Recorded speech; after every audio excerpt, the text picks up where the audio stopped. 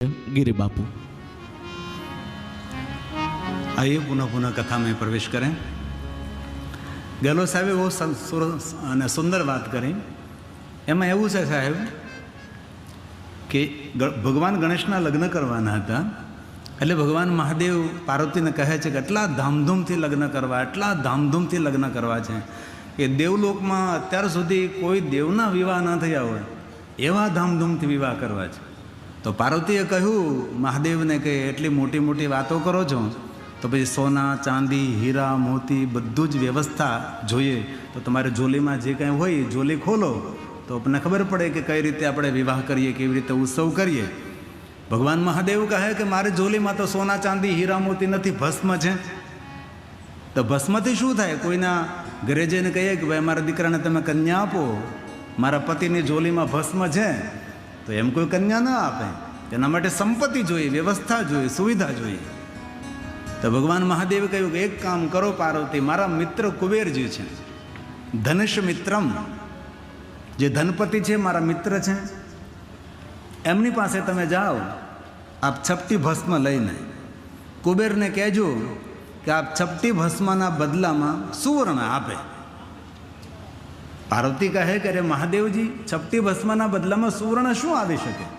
અરે પણ તમે જાઓ તો સહી।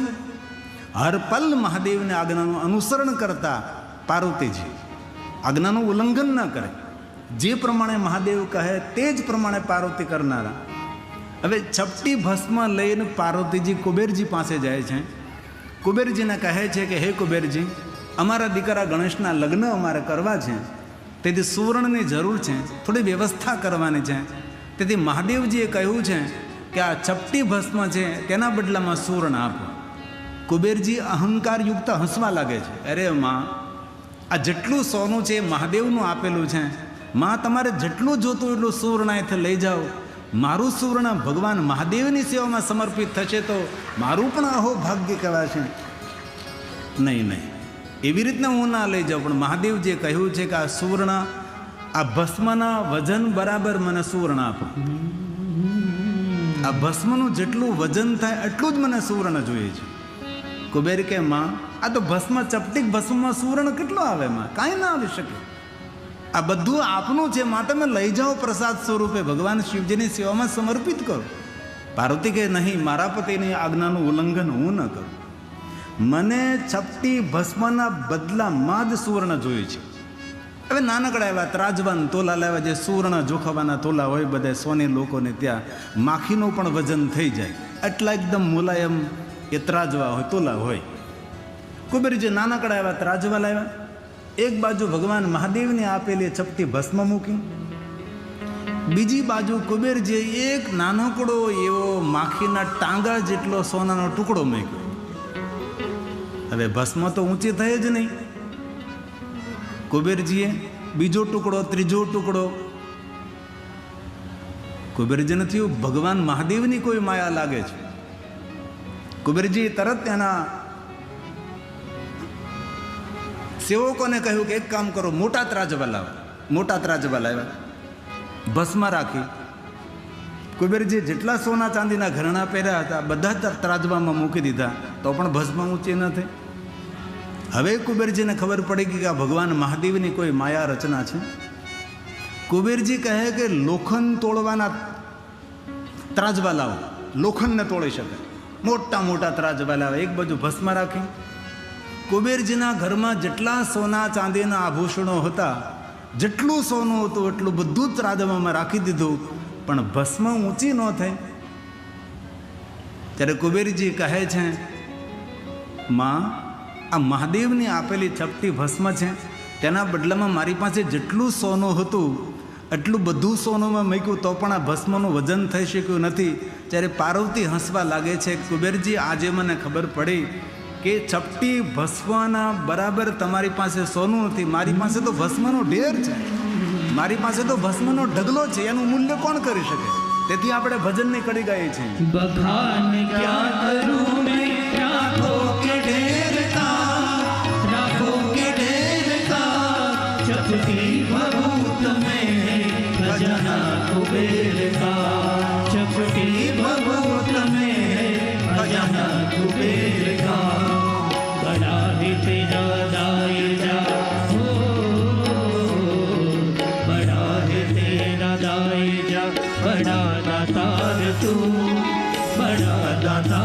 तू आयो शरण की हार प्रभु तार तार तू आयो शरण की हार प्रभु तार तार तू कैलाश के निवास नम बार बार हूँ नम बार बार हूँ आयो शरण की हार प्रभु तार तार तू आयो शरण की हार प्रभु तार तार तू आयो शरण की हारी प्रभु तार तार तू ભગવાન મહાદેવની માયા અદ્ભુત અને અલૌકિક છે.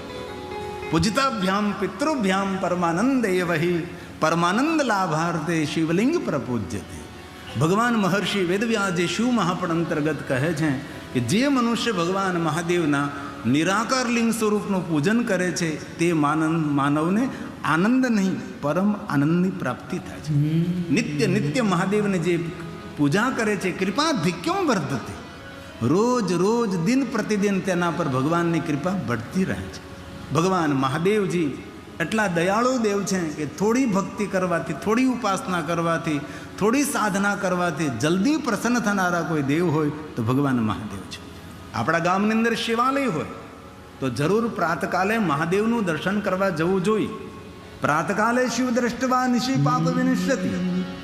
જે કોઈ પ્રાતકાલે મહાદેવનું દર્શન કરે છે નિશીનો અર્થ થાય રાત્રિ. રાત્રિમાં કરેલા પાપોમાંથી મનુષ્ય મુક્ત બને છે. આ ભગવાન વ્યાસના વચનો છે. શિવ મહાપડ ગ્રંથનો એક એક શ્લોક મહાદેવની વંદના છે. શિવ મહાપડ ગ્રંથનો એક એક શ્લોક માણસને પુણ્ય આપે પ્રફુલ્લિતતા આપે છે. આ ભગવાનની વંદના છે. ભગવાન વ્યાસજીના વચનો છે. ભગવાન બોલે છે પ્રાતઃ કાલ શિવં દ્રષ્ટવા નિશી પાપ વિનશ્યતિ આજન્મ કૃતં મધ્યાહ્ને. જે કોઈ મધ્યાહ્ને મહાદેવનું દર્શન કરે છે આખા જન્મોના પાપમાંથી મુક્ત બને છે. કેટલી સુંદર વાત છે. પ્રાતકાલે શિવનું દર્શન કરીએ તો રાત્રિના પાપોમાંથી મનુષ્ય મુક્ત થાય. મધ્યાહ્ને મહાદેવનું દર્શન કરીએ તો પૂરા જન્મના પાપો, પાપ એટલે નેગેટિવિટી, નકારાત્મક વૃત્તિ, નકારાત્મક વિચારધારા, નકારાત્મક વ્યવહાર અને કે ભાઈ પાપ વૃત્તિ. જે માણસ સકારાત્મક છે, સારું વિચારે છે, સારું કરે છે, સારા કાર્યો કરે છે એ પુણ્ય છે. પાપ ને પુણ્ય કોઈ રંગ, કોઈ કલર, કોઈ આકાર નથી. જીવનને સમજવા માટે આપણા શાસ્ત્રોએ બે શબ્દો આપ્યા છે, પાપ અને પુણ્ય. નકારાત્મક પ્રવૃત્તિ, નકારાત્મક વૃત્તિ, તિરસ્કાર ભરેલો ભાવ, એને આપણા ઋષિમુનિઓ પાપકર્મ કહે છે. જેનાથી પ્રતિષ્ઠા હાનિ પહોંચે, પ્રતિષ્ઠા કલંકિત બને, એને આપણે પાપકર્મ કહીએ છીએ. શાસ્ત્ર સંમત જીવન જીવવામાં આવે તો એ બધું જ પુણ્ય છે. શાસ્ત્ર વિરુદ્ધનું આપણે જીવન જીવીએ એ બધા જ પાપકર્મો કહેવાય. અને પાપકર્મો હંમેશા દુઃખ આપે, પડતી. સાહેબ તમારે મિટિંગમાં જવાનું છે? ભલે. ખૂબ તાલી વડે અમારા ગહેલો સાહેબને વધાવીએ. ભલે સાહેબ, પુનઃ પુનઃ પધારજો. ખૂબ ખૂબ ધન્યવાદ. અને જે કોઈ સંધ્યા સમયે શિવનું દર્શન કરે છે, આ 3 સમય મહાદેવનું દર્શન કરવાનો મહિમા છે. ભલે આપણે 3 સમય દિવસમાં શિવાલય ન જઈ શકીએ, પણ એકવાર જાઓ. એકવાર ન જઈ શકે તો 7 દિવસમાં એકવાર જાઓ. સોમવાસરે નિશી ભોજનમ. શાંતિ આપનારો, સુમતિ આપનારો, શાંતિ આપનારો, સંતતિ આપનારો, કામના મનોકામના પૂર્ણ કરનારો સોમવાર છે. ભલે આપણે રોજ શિવાલય ન જઈ શકીએ પણ સોમવાર છોડવો નહીં. સોમવારે પણ તમે શિવાલય ન જઈ શકો તો મહિનામાં એકવાર તો જઈ શકાય કે ન જઈ શકાય? ત્રયોદશી વ્રત કરે હંમેશા, તાકે તન નહીં રહે કલેશા. ધૂપ દીપ નૈવેદ્ય ચડાવે, શંકર સન્મુખ પાઠ સુનાવે, જન્મ જન્મ કે પાપ ન ચાલે. મહિનામાં એકવાર ત્રયોદશી, કૃષ્ણ પક્ષની ત્રયોદશી, જેને આપણે શિવરાત્રિ પણ કહેવાય. પ્રદોષ પૂજા, બીજાના દોષ ન જોઈએ એને મોટામાં મોટી પ્રદોષ પૂજા કહેવાય. કોઈને દોષિત ન ઠહેરાવીએ એને પ્રદોષ પૂજા કહેવાય. જરૂર પ્રદોષ પૂજાનું વિધાન છે. ત્રયોદશી પૂર્ણ થતી હોય, ચતુર્દશીનો પ્રારંભ થતો હોય, બંને તિથિનું મિલન હોય, આને પ્રદોષનો સમય કહેવાય. એ વાત યાદ ન રહે એ પંચાંગ અનુસાર ખબર ન પડે તો કૃષ્ણ પક્ષની ત્રયોદશીના દિવસે સંધ્યા સમય એ પ્રદોષનો સમય કહેવાય. એ પણ ન સમજ પડે તો કૃષ્ણ પક્ષની ત્રયોદશીના દિવસે સવારમાં બીજ ચંદ્ર દેખાય. એ ચંદ્રની ઉપસ્થિતિમાં મહાદેવની પૂજા કરવી, મહાદેવનું દર્શન કરવું એ પણ પ્રદોષ દર્શન કહેવાય, પ્રદોષ પૂજા કહેવાય. અને ક્યારે ભાગ્ય જોગે જો મહાશિવરાત્રિના દિવસે ચંદ્ર દર્શન થઈ જાય, મહાશિવરાત્રિના દિવસે ચંદ્ર દર્શન થાય જ નહીં, પણ જો મહાશિવરાત્રિના દિવસે ચંદ્ર દર્શન થાય તો ચંદ્ર દર્શન નથી, ચંદ્રેશ્વર મહાદેવનું દર્શન છે. ક્યારે અવસર મળે મહાશિવરાત્રિના દિવસે સવારમાં શુક્લ પક્ષની દ્વિજ એ 5:30-6 વાગે દેખાય, પરંતુ કૃષ્ણ પક્ષની બીજ એ સવારમાં દેખાય છે. જ્યારે સવારમાં પ્રાતકાલ બ્રહ્મ મુહૂર્તે ચંદ્રની ઉપસ્થિતિમાં એકદમ પતલો ચંદ્ર હોય, એ ચંદ્રની ઉપસ્થિતિમાં શિવની પૂજા કરી લેવી એને પણ પ્રદોષ પૂજા કહેવાય છે. ને મોટામાં મોટી પ્રદોષ પૂજા એક જ સમજવી કે કોઈના દોષ ન જોવા, કોઈને દોષિત ન સમજવો, આ મોટામાં મોટી પ્રદોષ પૂજા છે. આપણી જાતના દોષને જોવાનો પ્રયાસ કરીએ, બીજાના દોષ જોવાની કોઈ જરૂર નથી. તેથી 3 સમય મહાદેવનું દર્શન કરવાનો મહિમા શિવ મહાપણ અંતર્ગત છે. ભગવાન વ્યાસ બોલે છે, પ્રાતઃકાલે શિવં દ્રષ્ટા નિશી પાપ વિનશ્યતિ આજન્મ કૃતં મધ્યાહ્ને સાયાને શતાનિ. સંધ્યા સમયે તો કહ્યું સાયાની શતાનિ. 7 જન્મોમાંથી સંધ્યાનો દેવ મહાદેવ છે. જીવનની સંધ્યા મંગલમય બનાવી હોય તો જીવનની સંધ્યા એટલે શું? વૃદ્ધાવસ્થા, બુઢાપો, જર્જર શરીર. સંધ્યા પછી સૂર્ય અસ્ત થાય. આપણી વૃદ્ધાવસ્થા આવી ગઈ છે તો ધીરે ધીરે સૂર્ય અસ્ત થશે. તેથી જીવનની સંધ્યા મંગલમય બનાવ્યું હોય તેને સંધ્યા સમયે કોઈ પણ સ્થિતિમાં ભગવાન શિવનું ધ્યાન કરો. સંધ્યાના કોઈ દેવ હોય તો ભગવાન મહાદેવ છે. જીવનની સંધ્યા એટલે વૃદ્ધાવસ્થા, બુઢાપો, જર્જરિત શરીર, એકદમ થોડો સમય આપણી પાસે, એમાં વ્યર્થ વાતો, વ્યર્થ પ્રવૃત્તિ, વ્યર્થ વાર્તાલાપ ન કરે. તેમાં થાય તેટલું શેષ જીવનમાં વિશેષ પ્રકારે ભગવાનનું ભજન કરી લેવાય છે. અને જો કોઈ 3 સમય મહાદેવનું દર્શન કરે, કેટલી સુંદર વાત કરી. મેરુ કાંચન દતાનમ. ક્યારેય પ્રશ્ન થાય શિવાલય શા માટે? શિવાલય જવાથી મન પ્રફુલ્લિત થાય, મન આહલાદિત થાય, મન આનંદિત થાય, મન હળવું ફૂલ બની જાય. જે જતા ન હોય તેને ન સમજાય. ક્યારેક ઉદ્વેગ હોય, સંતાપ હોય, તાપ હોય, ચિંતાતુર વ્યક્તિત્વ હોય, એ સમયે શિવાલય જવું. શિવાલય જઈને ભગવાન મહાદેવને જલ પણ ન ચડાવવું, પંચામૃત પણ ન ચડાવવું, બેલોપત્ર પણ ન ચડાવવું, પુષ્પ પણ ન ચડાવવું. શિવાલય જઈને કોઈ સ્તુતિ, પ્રાર્થના, કીર્તન પણ ન કરો. શિવાલય જઈને મૌન બેસી જવું એ પણ મહાદેવની શ્રેષ્ઠ ઉપાસના છે. શિવાલયનો અદ્ભુત મહિમા છે. પુણ્યની વૃદ્ધિ કરનારું સ્થાન એ શિવાલય છે. તેથી જે 3 સમય મહાદેવના શિવાલય જાય છે તેનું મહાત્મય ભગવાને ગાયું છે. મેરુ કાંચન દતાનમ ગવાકોટી શતાનિ ચ. સેંકડો ગાયોનું દાન કરવાનું, મેરુ પર્વત સમાન સૂર્યનું દાન કરવાનું પુણ્ય મળે. અને પછી પંચકોટી તુરંગગણા. તેનો અર્થ થાય 5 કરોડ ઘોડા. કારણ કે પહેલાં તો આવું બધું ધ્યાન, હવે જો શ્લોક લખાય તો એમાં બધું આપણે 4-વ્હીલ ગાડીનું લખવું પડે. પહેલાં આવું બધું હતું નહીં, એટલે એમાં હાથી ને ઘોડા ને એવું બધું દાનનું વર્ણન કર્યું ને. કારણ કે અત્યારે દુનિયા બદલી ગઈ, દુનિયા પરિવર્તન થઈ અત્યારે. તેથી 3 સમય મહાદેવના દર્શન કરવાનો મહિમા છે. મેરુ કાંચન દતાનમ ગવાકોટી શતાનિ ચ પંચકોટી તુરંગગણા તત્ફલં શિવદર્શનમ તત્ફલં શિવદર્શનમ. શિવાલયનો અદ્ભુત મહિમા છે. આલયમ સર્વદેવાનામ તસ્માલિંગમ ઉચ્ચતે. પ્રાતઃ વિધિ કરમ ગઈ એમ ભગવાન વ્યાસજીએ કહ્યું કે પ્રાતકાલે જે મહાદેવને યાદ કરતો નથી એ પ્રકૃતિનો ઋણી રહે છે. પ્રકૃતિના ઋણમાંથી મુક્ત થવા માટે પ્રાતકાલ નેત્ર ખોલો, આંખ ખોલે, મહાદેવને યાદ કરો. ભલે બિસ્તરમાં તો બિસ્તરમાં, કોઈ પણ અવસ્થામાં આસ્થાથી. ભગવાને કહ્યું છે જે પ્રાતકાલ મહાદેવને યાદ કરે છે એ પ્રકૃતિના ઋણમાંથી મુક્ત. પ્રકૃતિનું ઋણ એટલે મા ધરતી આપણને ધારણ કરે છે, આકાશ આપણા પર અનુગ્રહ કરે છે, વૃક્ષો બધા જ આપણને પ્રાણ આપે છે, આપણને જીવન આપે છે. તેથી પ્રકૃતિ સાથે જોડાયેલું આપણું જીવન છે. એ સમગ્ર પ્રકૃતિના ઋણમાંથી મુક્ત રહેવું હોય તો પ્રાતકાલે મહાદેવને યાદ કરવા. અને મધ્યાહને જ્યારે મહાદેવને યાદ કરીએ છીએ ત્યારે કામનાની પૂર્તિ થાય છે. અને સંધ્યા સમયે જ્યારે મહાદેવને યાદ કરીએ છીએ ત્યારે ભગવાન આપણને શાંતિ આપે. તેથી ત્રિસમય ભગવાન મહાદેવને ભૂલ્યા વગર યાદ કરો. કોઈ પણ સ્થિતિમાં તમે 4 વ્હીલ ચલાવતા હો, 2 વ્હીલ ચલાવતા હો, કામ કરતા હો, વ્યસ્ત હો, તો પણ આપણી માનસિક સ્થિતિ પ્રમાણે મહાદેવને યાદ કરવા જોઈએ. આ ભગવાન વ્યાસના વચનો છે.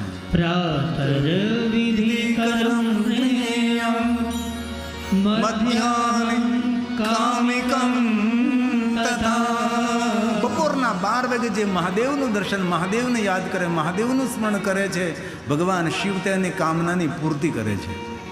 જે કોઈ દિવસના 12 વાગે મહાદેવને યાદ કરે છે તેનો સૂરજ ચમકતો રહે. ધન, સંપત્તિ, વૈભવ, પ્રતિષ્ઠા, જ્ઞાન, વિદ્યાનો સૂર્ય તેનો ચમકતો રહે છે. રાતના 12 વાગે જે મહાદેવનું સ્મરણ કરે છે, મહાદેવને યાદ કરે છે, તેના જીવનમાં ઘનઘોર અંધકાર ના આવે, અજ્ઞાનરૂપી અંધકાર ના આવે, દુઃખરૂપી અંધકાર ના આવે. તેથી આપણા મહાદેવના શિવાલયમાં બપોરે 12 વાગે પણ આરતી પૂજા કરવામાં આવે છે, ને રાત્રિના 12 વાગે પણ આરતીની પૂજા કરવામાં આવે છે. 24 કલાક જાગૃત રહેનારો દેવ એ ભગવાન શિવ છે. તેથી ભગવાન બોલ્યા છે પ્રાતર્વિધિ કરમ જ્ઞેયં મધ્યાહ્નં કામિકં તથા સાયાહ્ને શાંતિકં જ્ઞેયં રાત્રાવપી તથૈવ. શું કહ્યું? રાત્રિના સમયે અલગ અલગ પ્રહરે પૂજા કરવાનું અદ્ભુત પુણ્ય છે. રાત્રાવપી તથૈવ. પણ કલયુગમાં લાખ પૂજા કરો, જીવન પર્યંત શિવાલયમાં બેઠા રહો, પણ જ્યાં સુધી આપણા કર્મોને આપણે બદલશું નહીં ત્યાં સુધી કલયુગમાં કોઈને સુખ નહીં મળે. આ ભગવાનના વચનો છે. રાજોપચાર પૂજા કરો, સોલોપચાર પૂજા કરો, પંચોપચાર પૂજા કરો કે એકોપચાર પૂજા કરો કે 24 કલાક શિવાલયમાં બેઠા રહો, પણ જ્યાં સુધી આપણા કર્મો નહીં બદલે ત્યાં સુધી કોઈ ફળ નહીં મળે. કથા સાંભળવાથી પુણ્ય મળે, પણ જીવન પરિવર્તન કરવાથી સુખ અને સફળતા બંને મળે છે. તેથી કથા આપણા જીવનનું પરિવર્તન કરે છે, નવું આવર્તન કરે છે, વર્તમાન મંગલમય બને છે. કથા એક આધ્યાત્મિક મોટિવેશન છે. ઘણા લોકો કથાનો વિરોધ કરતા હોય, મંદિરોનો વિરોધ કરતા હોય, કેટલો મોટો ખર્ચ તમે છોકરાઓ કરો છો, આટલી મોટી સંખ્યામાં માણસો ભેગા થાય છે, પણ કથાનો પ્રભાવ સમાજ ઉપર અદ્ભુત પડે છે, અલૌકિક પ્રભાવ પડે છે.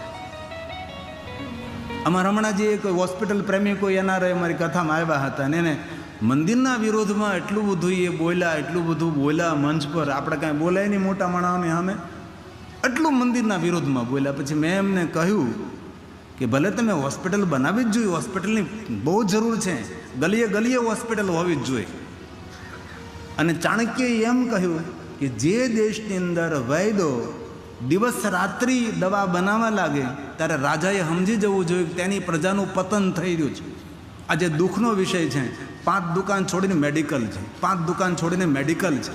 આ પ્રજાનું નિકંદર નીકળવા લાગ્યું છે.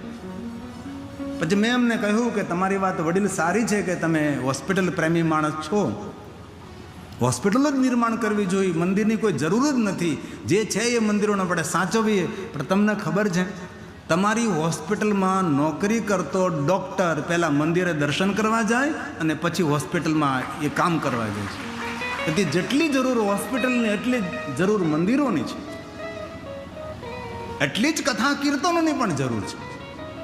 તેથી ભગવાન વ્યાસે કહ્યું છે કે પૂજા કરો, યજ્ઞ કરો, સાધના કરો, ઉપાસના કરો, દિવસ રાત્રિ પૂજા કરો, પણ જ્યાં સુધી તમારા કર્મો નહીં બદલો ત્યાં સુધી સુખ નહીં મળે, શાંતિ નહીં મળે. હું નથી કહેતો, આ ભગવાન બોલ્યા છે. એવમ જ્ઞાત્વા એવમ જ્ઞાત્વા નર કુર્વન. આ ભગવાનના વચનો છે. આપણે કર્મ બદલવા પડે. આપણે તમે માળા કરો, જપ કરો, તપ કરો, માવો ખાધા કરો તો કેન્સર થવાનું જ છે. કે ભગવાન આડું ઉતરવાનું જ નથી. વેદોક્ત ગમે એટલા આપણે મંત્રો બોલીએ, આપણે સ્તુતિ કરીએ, પ્રાર્થના કરીએ, પૂજા કરીએ, પણ ઓઠની નીચે તમાકુ પડી છે તો દાંત હળી જ જવાના છે. એમાં કઈ પૂજા કામમાં નહીં આવે. તેથી જીવનને સફળ કરવા માટે, સુખી થવા માટે આપણા વ્યવહાર બદલવો પડે, વાણી બદલવી પડે, વિચાર બદલવા પડે, આપણા કર્મો આપણે બદલવા પડે છે. તેથી ભગવાન બોલ્યા છે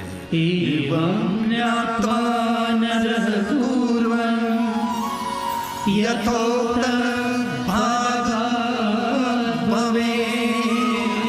ફલ ભાગ ભવે. ત્યારે જ ફળ મળે છે જ્યારે આપણા કર્મો બદલી છે. કલયુગનો પ્રભાવ છે. કલયુગે વિશેષેણ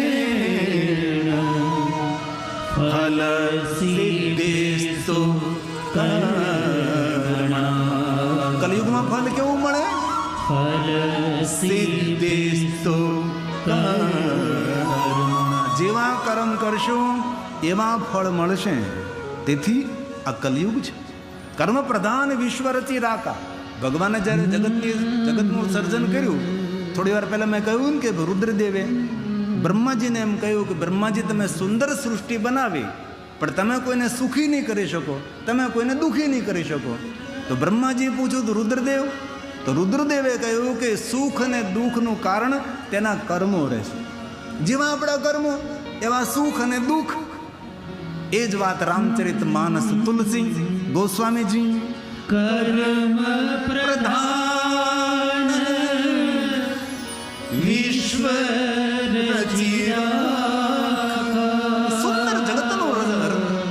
સુંદર જગતનું સર્જન કર્યું, પણ તેની અંદર આ વિશ્વને કર્મના બંધનમાં બાંધી લીધું છે. લાખ કથા સાંભળી પણ વ્યવહાર જ ન બદલે તો. આ કથા 9 દિવસ સાંભળ્યા પછી બાજુવાળાને, પાડોશીને, ઘરને ખબર પડવી જોઈએ કે આને કથા સાંભળી છે. આજથી 5 નિયમો પાળવાના દરેકે. વધારેમાં વધારે શાંત રહેવાનું.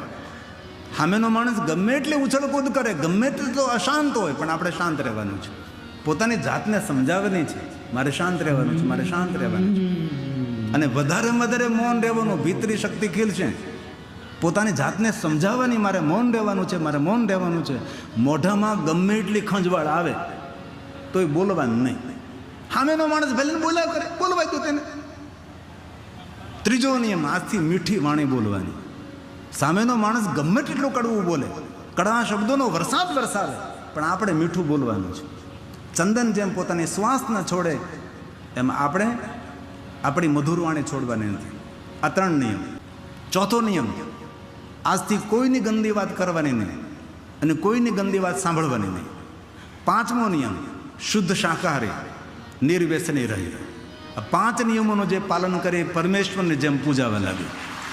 તમારું ઘર સ્વર્ગ બને, તમારો વ્યવહાર સ્વર્ગ કરતાં સુંદર બને. તમે મૌન થઈ જાઓ એટલે ઘરમાં ખબર પડી જાય. કોઈ બહેન ઘરમાં બોલતી મૌન થઈ જાય, બોલવાનું બિલકુલ બંધ કરી દે, શાંત થઈ જાય, તો એના પતિના મને કેટલા આશીર્વાદ મળે તમને ખબર છે? એનો પતિ કેટલો રાજી થાય કે કેટલી શાંતિ થઈ ગઈ, કેટલી શાંતિ થઈ ગઈ. અને કોઈ પતિદેવ મૌન થઈ જાય અને શાંત થઈ જાય અને મધુર બોલવા લાગે તો બહેનો કેટલી રાજી થાય. આમ તો જીવન જીવવાના 36 નિયમો છે. 36 નિયમો તો આપણે ન પાળી શકીએ, પણ કમસે કમ આજથી 5 નિયમોનું પાલન કરો તો તમારા આજુબાજુ અડખે પડખેવાળાને ખબર પડવી જોઈએ કે જરૂર આને ગિરિબાપુની કથા સાંભળી છે. ખૂબ ગિરિબાપુના આશીર્વાદ, ખૂબ ગિરિબાપુના આશીર્વાદ. એવું કરજો. તેથી તુલસી કહે છે કર્મ પ્રધાન વિશ્વ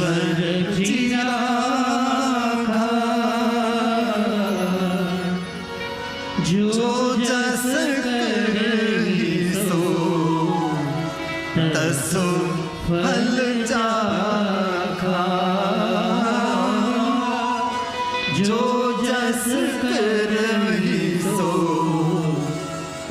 સુફલ ગોસ્વામી તુલસી કહે છે જેવા કર્મો કરો છો તેવા ફલ તમને પ્રાપ્ત થશે. સકલ પદાર્થ હે જગમાં. દુનિયામાં આપણે બધું જ કરી શકીએ છીએ, પણ આપણામાં કોને શક્તિ હોવી જોઈએ? આપણી કલા શક્તિ હોય છે. કલાનો યુગ છે. મેં થોડી વાર પહેલા કહ્યું તો ગરીબ પરિવારમાં જન્મ થવો એક પ્રાકૃતિક ઘટના છે, પણ એ જ ગરીબાઈમાં દુઃખી થઈને મરી જવું એના ગુનેગાર આપણે છીએ. તનતોડ મહેનત, કઠોર પુરુષાર્થ, લક્ષ્ય સાથે પુરુષાર્થ, દિશા સાથે પુરુષાર્થ, માર્ગદર્શન સાથે પુરુષાર્થ, નિત્યમતા સાથે પુરુષાર્થ. તેથી તુલસી કહે છે સકલ પદાર્થ હે જગમાં. તમે ધારો તે કરી શકો છો, તમે ધનપતિ બની શકો છો, એક દિવસમાં નહીં. જેવી રીતે પહાડ ચડીએ, એક પગથિયું ચડતા ચડતા ચડતા શિખર સર કરી જાય. એક દિવસમાં કોઈ ધનપતિ નથી બનતા, એક દિવસમાં કોઈ મોટા માણસ નથી બોલતા. આટલા હજારોની સંખ્યામાં, લાખોની સંખ્યામાં ગિરિબાપુને સાંભળે છે. આ 30 વર્ષની મહેનત છે. આ 30 વર્ષ આ સુધી પહોંચી શકાય, એક દિવસમાં ન થાય. બે શ્રોતાઓ વચ્ચે કથા કરવાની શરૂઆત કરો ને પછી ધીમે ધીમે ધીમે એક દિવસમાં આ માહોલ ઊભો ન થાય. આના માટે જિંદગી સમર્પિત કરવી પડે. તેથી ધનપતિઓની કોઈ દી ઈર્ષા ન કરવી. જો ધનપતિ થવું હોય તો ઉદ્યોગપતિની કોઈ દી ઈર્ષા ન કરવી, કારણ કે તે મહેનત, પુરુષાર્થ, લગન, તેની પવિત્રતા, તેની પ્રમાણિકતા, આ બધા સદગુણો તેની અંદર હોય છે. ત્યારે આ માણસો પ્રતિષ્ઠિત, જ્યેષ્ઠી, શ્રેષ્ઠી લોકો બનતા હોય છે. ત્યારે આ બધા મહાનુભાવોના સન્માન થાય. આળસુ માણસોને એક પણ અપેક્ષા પૂરી ન થાય. આળસ શેતાનનું ઘર છે, આળસ મૃત્યુનું કારખાનું છે. જે સવારમાં વહેલો ઉઠીને સૂર્યનારાયણનું સ્વાગત કરે ને, દુનિયા એનું સ્વાગત કરવા માટે ઊભી રહે છે. તેથી તુલસી કહે છે સકલ પદાર્થ હે જગમાં. કોઈ કામ નાનું નથી, કોઈ કામ નાનું નથી. ડિગ્રીના કાગળિયા હાથમાં લઈને બેસવું ન રહેવાય, ડિગ્રીની ફાઇલો લઈને ઘરમાં બેઠા ન રહેવાય. જે કામ હાથમાં આવે એ કામને શરૂ કરી દેવાય. કામ કરતા કરતા ધીરે ધીરે ધીરે આગળ વધાય. તેથી યુવાનો ખૂબ મહેનત કરો, ખૂબ પુરુષાર્થ કરો. 35 થી 40 વર્ષમાં પૈસા અને પ્રતિષ્ઠા બંને આપણી પાસે હોવું જોઈએ. ભલે પૈસા ઓછા હોય પણ પ્રતિષ્ઠા તો સમાજમાં હોવી જ જોઈએ. આપણો પડ્યો બોલ જિલ્લા તો હોવો જોઈએ.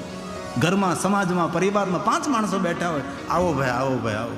આને જીવન કહેવાય. કર્મહીન માણસ કાંઈ ન કરી શકે. તુલસી કહે છે કર્મહીન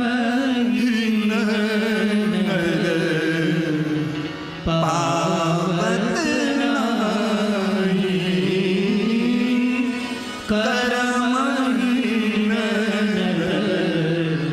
પાવત નહીં. શ્રી રામ, શ્રી રામ, શ્રી રામ જય રામ, જય જય રામ. શ્રી રામ જય રામ, જય જય રામ. શ્રી રામ જય રામ, જય જય રામ. શ્રી રામ જય રામ, જય જય રામ. બોલીએ સાથ में. શ્રી રામ જય રામ, જય જય રામ. શ્રી રામ જય રામ, જય જય રામ. શ્રી રામ જય રામ, જય જય રામ. हाथ निकालिए साथ में एक बार. શ્રી રામ જય રામ, જય જય રામ. साथ में. શ્રી રામ જય રામ, જય જય રામ. શ્રી રામ જય રામ, જય જય રામ. શ્રી રામ જય રામ, જય જય રામ. શ્રી રામ જય રામ, જય જય રામ. શ્રી રામ જય રામ, જય જય રામ. હરિ અનંત હરિ કથા અનંતા, કહી સુનહી બહુ વિધિ સબ સંતા. હરિની કથા અનંત છે, તેનો કોઈ પાર ન પામી શકે. આજે મારે સતી પ્રાગટ્ય મહોત્સવ કરવાનો છે. મોડું થઈ ગયું ઘણું બધું, આમ તો 6:45 મારે કરવાનું તો 15 મિનિટ, કારણ કે મહેમાન આવે, મહેમાન પ્રવચનો કરે તો પછી સમય તો આપણો જાય ને. તો થોડી મિનિટોમાં સતી પ્રાગટ્ય મહોત્સવ કરીએ.